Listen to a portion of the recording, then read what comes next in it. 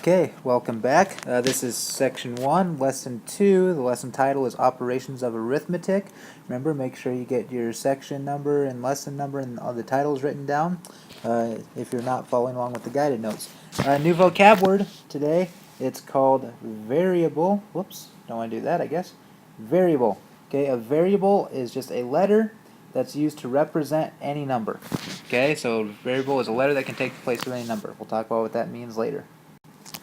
Okay, for the next part, there's going to be some key words that you need to know. Okay, we're going to solve what's called verbal models, where we're going to have things written in words.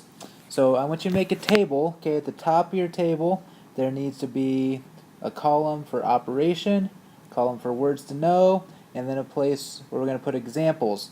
Okay, so over here on this side, we got the operations: add, subtract, multiply, divide, and we are going to have some different words to know. So if you can see here, I've got one part of my table, and I got something covering up the rest of the parts of the table so that you don't see everything right away, because I want you to focus on these things one at a time.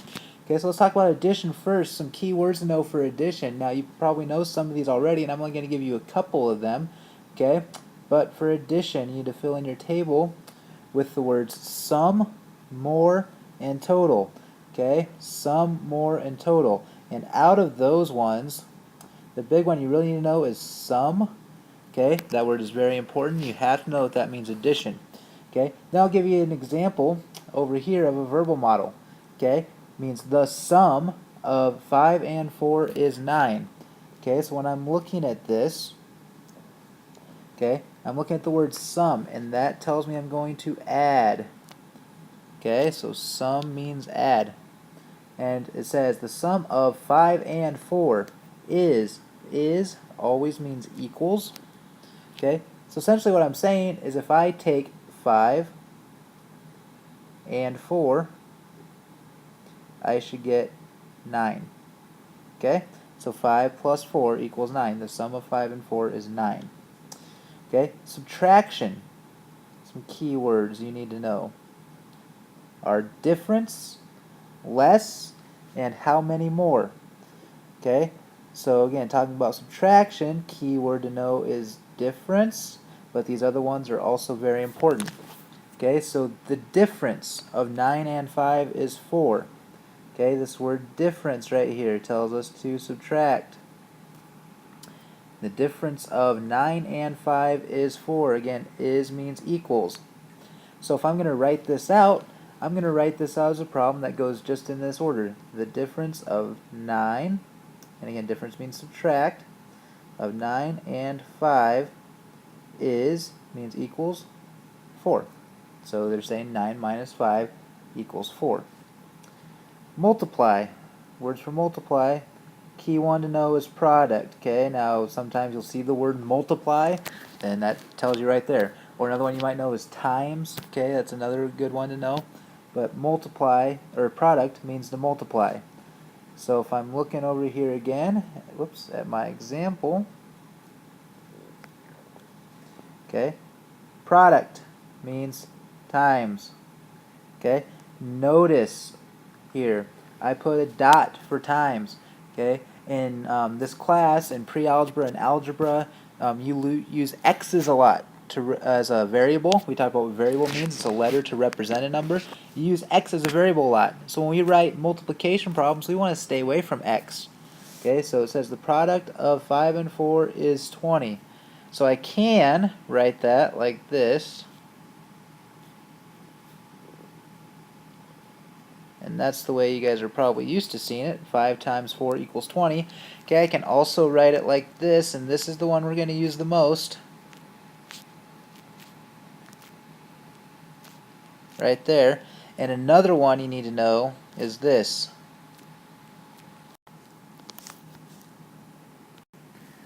Okay, let's use those words we just found out to solve some verbal models here. Okay, so objective 1 is to understand and use the 4 operations of arithmetic. And one of those pieces is to use a verbal model. So this is a whoops, sorry about that again. This is a verbal model, okay? That means everything is in words almost, so we have to understand what these words mean. So this says, what is the quotient? So think about what that meant.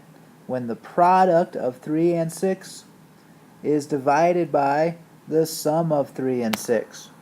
Okay? There's a lot going on there, so let's kind of dissect this. Let's break it apart a little bit. Think about quotient. Quotient meant to divide. Okay? So our problem is asking us, what is the quotient? So that means our main problem is a division problem. Okay, so I'm going to go ahead and write a fraction bar with a top and a bottom because we have a division problem that's going to happen. Okay?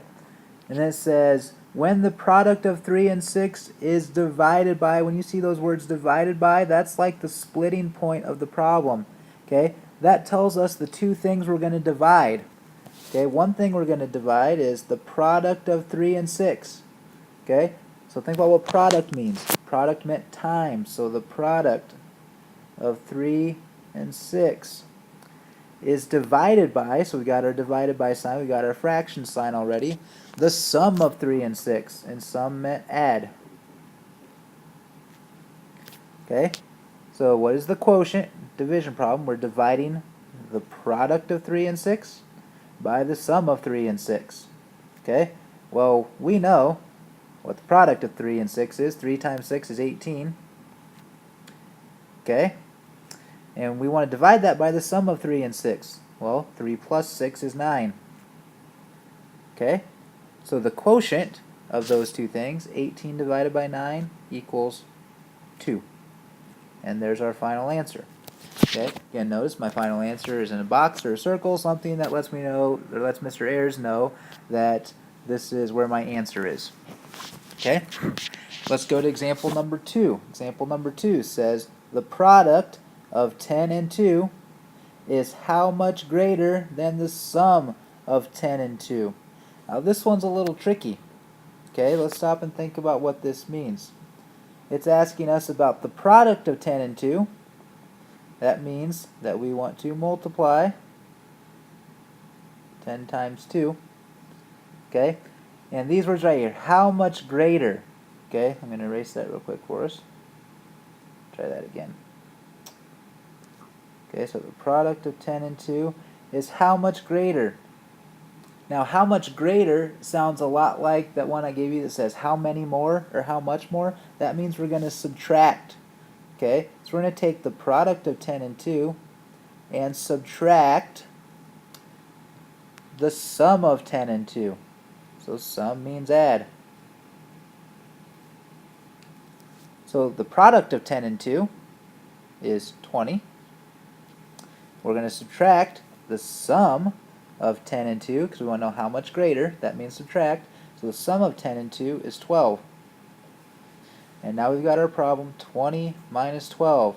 Well, we should know that equals 8. Okay, and there's our answer to that problem.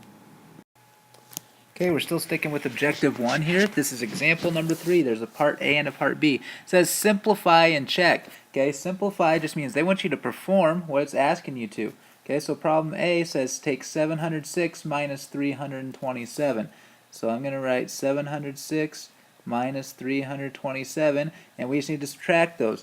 Okay, now we're not going to walk through the subtraction a lot because we should know this. We need to borrow, and borrow, and borrow. And this becomes a 6, and this becomes a 9, and this becomes a 16. Okay, well 16 minus 7 is 9, 9 minus 2 is 7, and 6 minus 3 is 3. There's our answer. Okay, now the check part is what I want you to focus on. Okay, when I check, I need to do the opposite of what I just did. Okay, so I'm going to start with my answer to check and kind of go backwards. Okay, instead of subtracting 327, I'm going to add 327. Okay, I'm doing the opposite. So I'm starting with my answer. Instead of subtracting, I'm adding. And I'm adding what I originally took away. And my job is to see, do I get 706 if I add those? Because if I don't, I messed up my subtraction somewhere. Well, 9 plus 7 is 16, and I carry my 1. 7 plus 1 is 8, plus 2 is 10, and I carry my 1. 3 plus 1 is 4, plus 3 is 7. I get 706. Okay, it checks out. I got the answer that I started with right there. Okay, so that's how we check. We just kind of do the opposite of what we did already. So if your problem tells you to simplify and check, do you think you need to check it? Your answer is absolutely yes you do, okay? We will be expecting to see you check these. Okay, let's try B. They want us to take 450 divided by 25. Okay, well, 25 doesn't go into 4, but it does go into 45 one time. Then I take 1 times 25 and I get 25. And we subtract those. Okay, the division we'll walk through fast because you should know how to do this already. 45 minus 25 is 20. And I bring down my 0. Then I ask myself, how many times does 25 go into 200? Well, that's kind of like 25 is quarters, and 200 is like $2, so how many quarters are in $2? Well, there's 4 quarters in $1, so there's 8 quarters in $2. Okay, and then 25 times 8 is 200, and if you need to write that down to solve it, please do it. Okay? So now again, I need to check. I need to do the opposite of what I just did. So I'm going to start with my answer, 18. Instead of dividing by 25, I'm going to multiply by 25. And if I did my work correctly, I should get 450. Well, 8 times 5 is 40, and I carry my 4. 5 times 1 is 5, plus 4 is 9. Bring down a 0. 8 times 2 is 16. Carry the 1. 2 times 1 is 2, plus 1 is 3. Let's add those up. 0 plus 0 is 0. 9 plus 6 is 15, and I carry my 1, and 1 plus 3 is 4. I got the answer that I started with. Okay, so that is how we check. We do the opposite of what we had done already. You start with your answer, and then kind of work backwards and do the opposite. Okay, this is the last example for part 1, or for our first objective. It says to simplify. Again, it doesn't say check, it just says to simplify. So we need to simplify these numbers. They want to take away 365 from 100, or do 100 minus 365. Okay, now here's the problem, is if I have $100, I can't really take away $365 because I don't have that much money.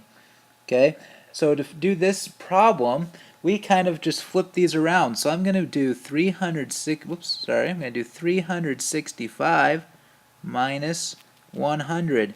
So I'm going to take these two things and flip them around. Okay, well, 365 minus 100 is 265. Okay, now we can't leave my answer like that though, because I changed the problem to start with. I flipped the problem around. I flipped the numbers I was subtracting around, so I have to make my answer the opposite. So what's the opposite of 265? It's negative 265. Okay, so my answer is negative 265. So to do this problem again, you can just flip the numbers around to start with. Instead of doing 100 minus 365, we do 365 minus 100, and then just make your answer the opposite of what you got. And we had 265. The opposite of that is negative 265. Okay, that wraps it up for objective number 1 for this lesson. Go to the next video to see part 2 and objective 2.